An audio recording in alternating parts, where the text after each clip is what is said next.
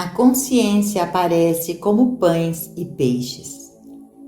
Depois disto, partiu Jesus para o outro lado do mar da Galileia, que é o de Tiberíades, e grande multidão o seguia, porque via os sinais que operava sobre os enfermos. E Jesus subiu ao monte e assentou-se ali com os seus discípulos. E a Páscoa, a festa dos judeus, estava próxima. Então Jesus, levantando os olhos e vendo que uma grande multidão vinha ter com ele, disse a Filipe: Onde compraremos pão para estes comerem? Mas dizia isto para o experimentar, porque ele bem sabia o que havia de fazer.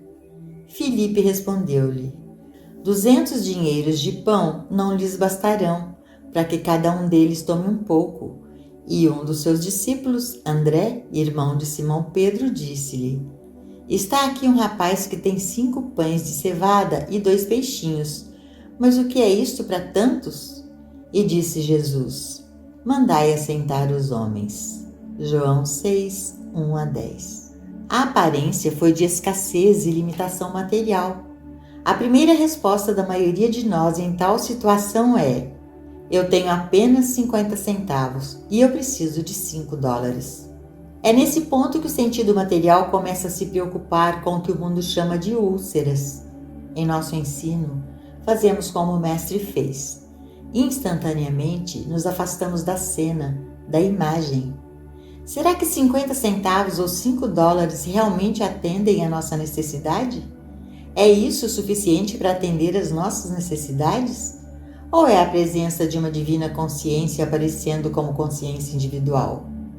Não é isso que vai atender a nossa necessidade e nada mais? Se você se lembrar desta lição, nunca mais olhará para pães e peixes ou moedas e contas, ou julgar a profundidade do universo ilimitado de Deus pelo sentido limitado e por números finitos. Descobrimos não como pegar alguns pães e peixes e multiplicá-los, mas descobrimos verdadeiramente a lei do amor. O sentido finito começará com $100. O sentido finito começará com $100 e você dizendo: quando eu tiver $1 milhão. Não importa o quanto você multiplique pães e peixes ou dólares, você nunca ficará satisfeito. A satisfação vem somente quando você pode olhar para o que você tem no reino externo e dizer: essa não é a minha necessidade. Minha necessidade é o reconhecimento de que dentro de mim está o reino de Deus, que dentro da minha consciência está o universo espiritual e que a partir da profundidade da minha consciência flui a infinidade do meu ser. Não tem nada a ver com pães e peixes. Chegar a esse estado de consciência requer prática, porque repetidas vezes seremos tentados a olhar para os pães e peixes e dizer: eu tenho, ou você tem, ou eu não tenho, eu quero. Então, é quando devemos lembrar de não sermos tentados, mas de nos afastarmos dos números, valores e graus e percebermos: nada lá fora vai atender a minha necessidade.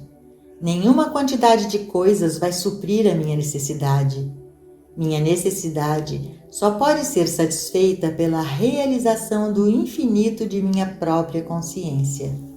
E então estaremos morrendo diariamente para o sentido material e mortal e renascendo do Espírito. Em outras palavras, o Espírito se tornará a substância tangível de nosso universo para nós.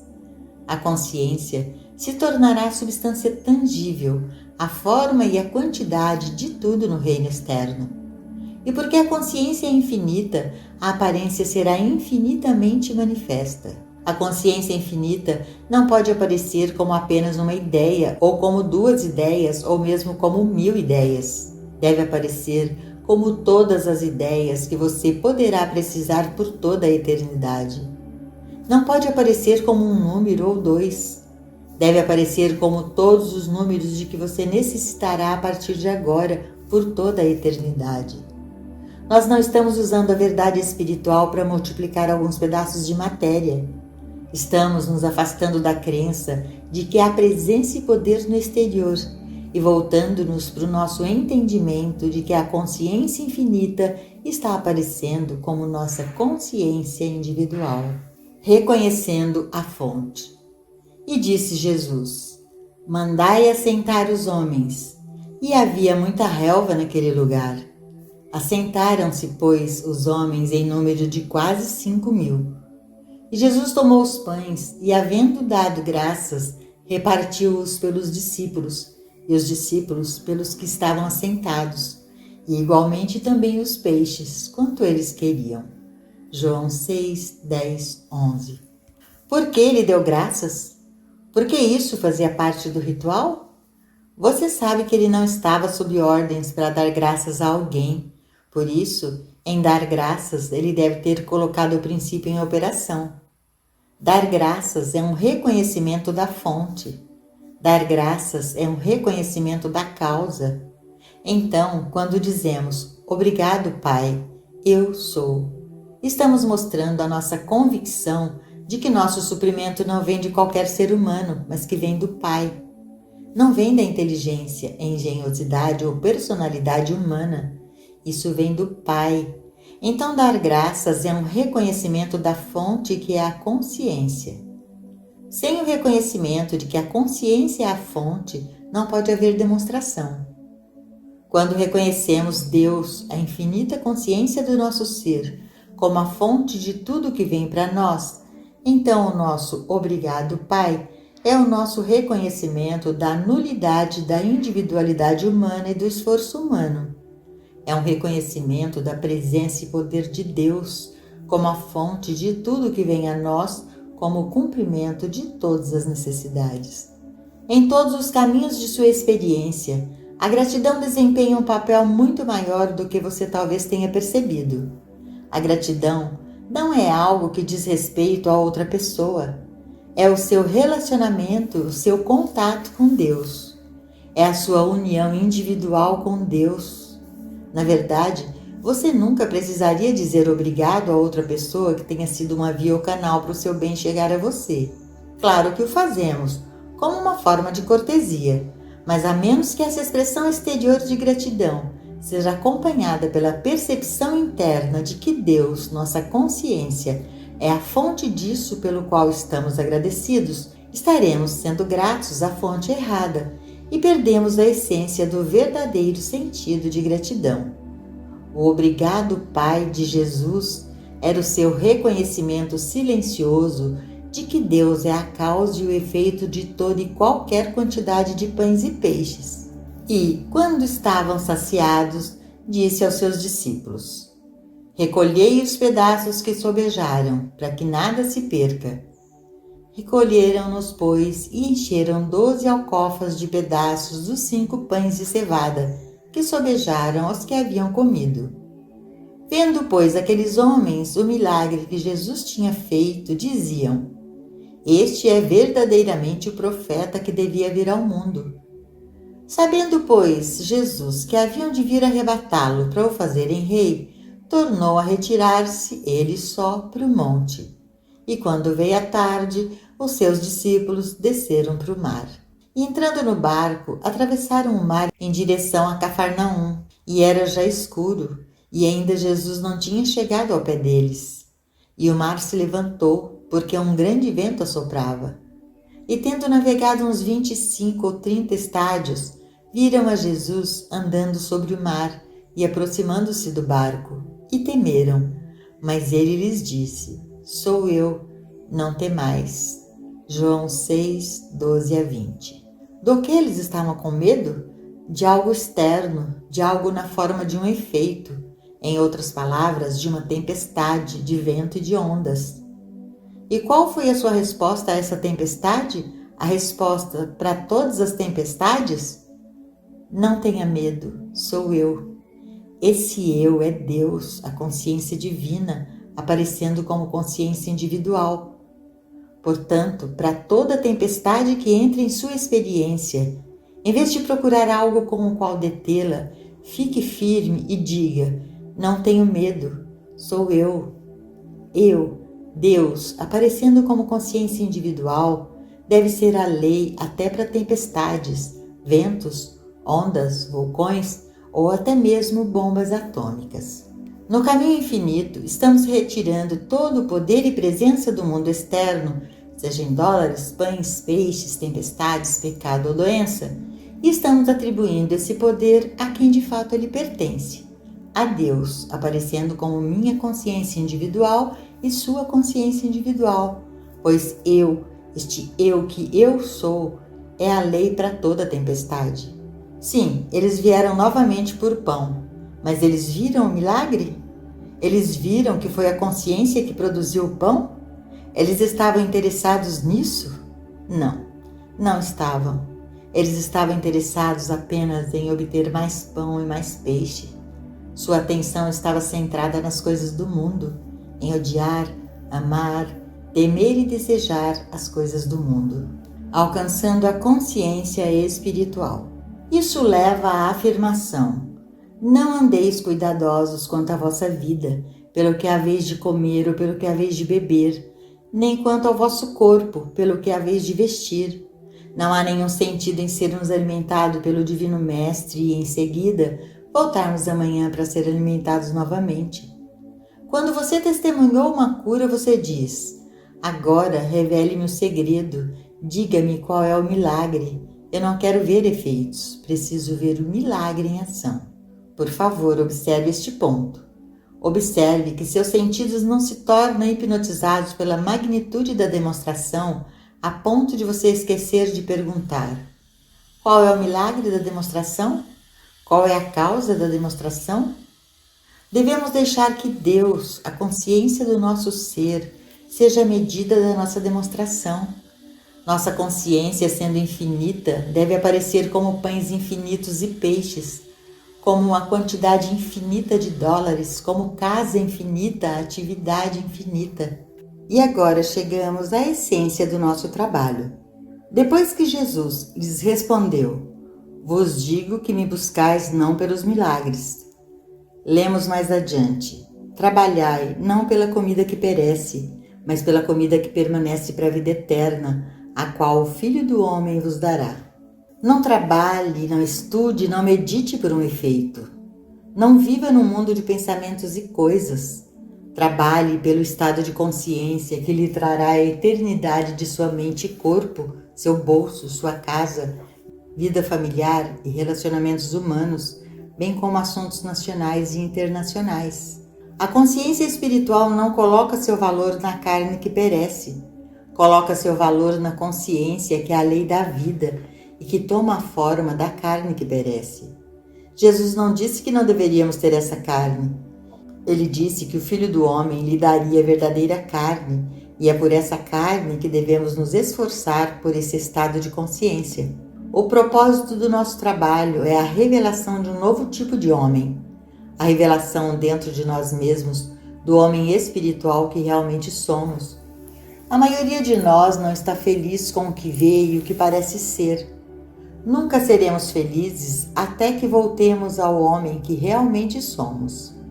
Então a luta entre o espírito e a carne, que tem acontecido durante todo o tempo, chegará ao fim. O fim desta luta e a abertura da consciência ao desenvolvimento espiritual tornou-se mais do que uma vaga esperança quando os mestres espirituais começaram a introduzir Deus como uma possibilidade em 7 dias por semana. E de fato, não como uma possibilidade, mas como uma necessidade nos 7 dias por semana.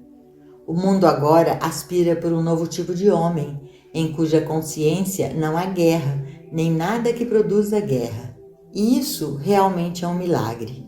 Disseram-lhe, pois: que faremos para executarmos as obras de Deus? Jesus respondeu e disse-lhes: a obra de Deus é esta, que creiais naquele que ele enviou. João 6, 28 e 29. Essa é uma das maiores afirmações da Bíblia, que creiais naquele que ele enviou. A quem ele enviou? A si mesmo, com sua consciência e como a minha. Deus individualizado como Filho. Deus enviou a si mesmo em manifestação como você e como eu.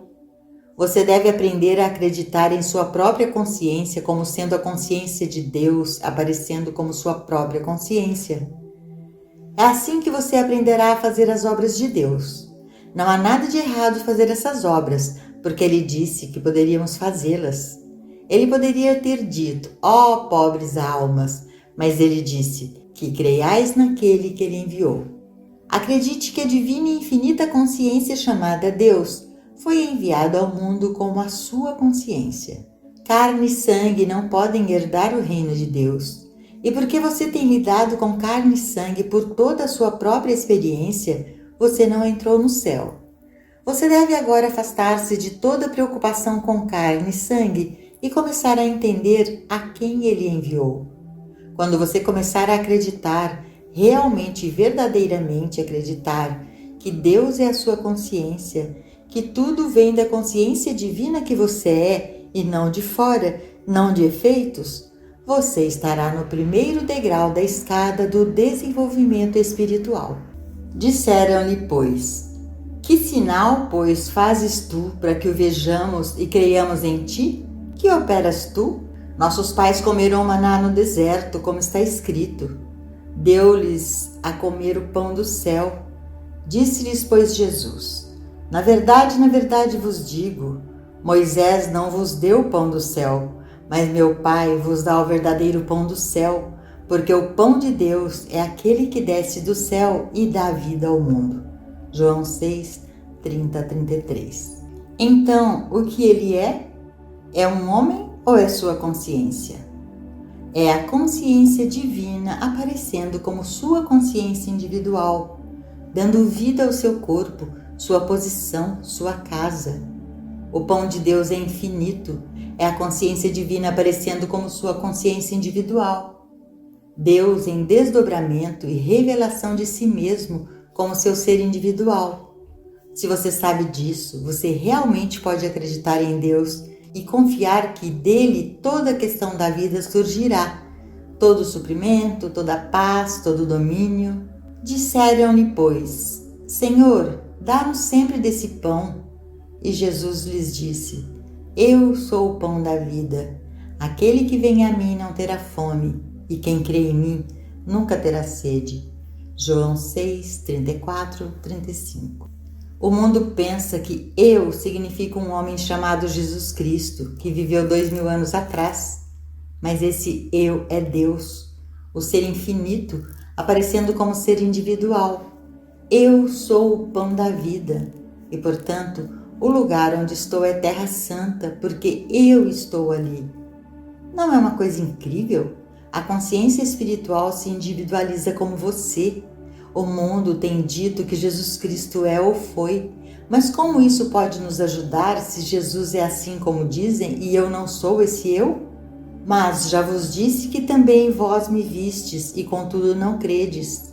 Tudo que o Pai me dá virá a mim, e o que vem a mim de maneira nenhuma o lançarei fora, porque eu desci do céu não para fazer a minha vontade, mas a vontade daquele que me enviou. João 6, 36-38. Você não pode ver que isso é a verdade para nós, que nosso único propósito é fazer a vontade daquele que me enviou? Ninguém poderia ser atraído por uma pessoa agora ou 2000 anos atrás por algum tipo de mensagem pessoal que ele tivesse de sua autoria, a menos que você possa ver não só que este eu, o escritor dessas palavras, veio para fazer a vontade daquele que me enviou, mas também que tal é a sua função na vida, você terá perdido o sentido de todo este trabalho.